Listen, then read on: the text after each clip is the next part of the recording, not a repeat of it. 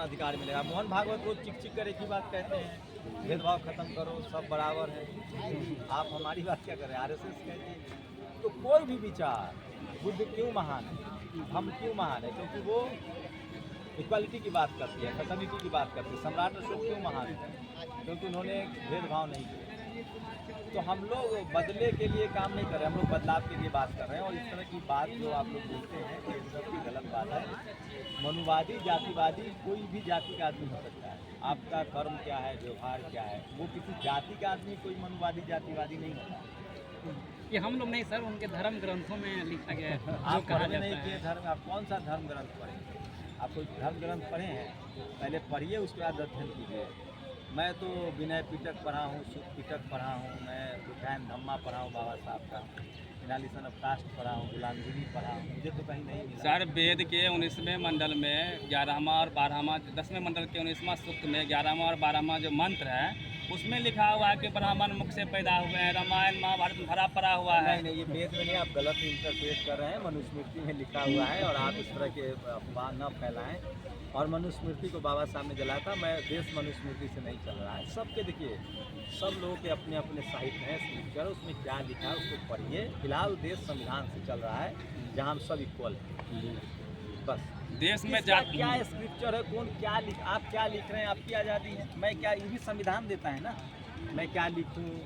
लेकिन हमें सबको संवैधानिक दायरे में रहकर अपनी बात कहनी चाहिए। और मैं संविधान मानने वाला आदमी हूँ और संविधान भारत का सबको अधिकार देता है। आप किसी भी के उपासक हो सकते हैं, कोई भी धर्म हो सकता है आपका, आप किसी भी धर्म को मान सकते हैं। बस संवैधानिक दायरे में आपको रहना है। सर जातीय जनगणना को लेकर क्या कहना है सर?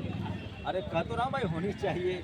अब तो नीतीश जी कह रहे हैं और टी चंद्रबाबू नायडू कह रहे हैं, लोजपा के चिराग पासवान कह रहे हैं जाति जनगणना नहीं होगी तो सरकार गिर जाएगी।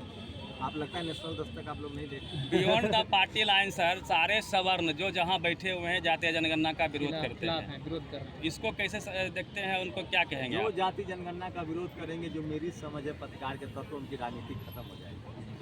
क्योंकि 65% ओबीसी को दरकिनार करके आप इस देश में राजनीति नहीं कर सकते। कुछ लोगों का ये भी कहना है सर कि जातीय जनगणना कराने पर जाति जाति में अवेयरनेस से फैलेगा, लोग एक दूसरे के विरोधी हो जाएंगे। कौन आदमी ऐसा करेगा यार? हम जाति जनगणना होगी, हमारे बच्चों के लिए स्कूल बनेगा, कॉलेज बनेगा, अस्पताल बनेगा, हमें एजुकेशन लोन मिलेगा, हमारे लिए बैंक लोन का प्रावधान होगा, तरक्की के सारे रास्ते खुलेंगे। ये वही लोग कह रहे हैं जिन्होंने ज़मीनों पर कब्जा कर रखा है। ये वही लोग कह रहे हैं जिनका ओवर रिप्रेजेंटेशन है नौकरी में, मीडिया में, जुडिशरी में, जज बने बैठे हैं। ये वही लोग कह रहे हैं जिनका शहरों पर कब्जा है।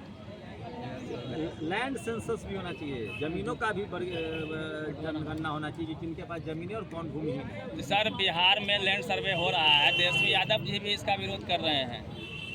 अब तेजस्वी यादव क्यों विरोध कर रहे हैं वो मुझे नहीं पता, लेकिन ज़मीन का सर्वे बहुत ज़रूरी है। किसका ज़मीन है, जो ज़मीन सरकारी है वो गरीबों में बांटा जाए। मान्यवर साहब कहते थे जो ज़मीन सरकारी है वो ज़मीन हमारी है। जो लैंडलेस लोग हैं इस देश के लगभग 93% शेड्यूल कास्ट लैंडलेस है, उनको ज़मीन मिलनी चाहिए।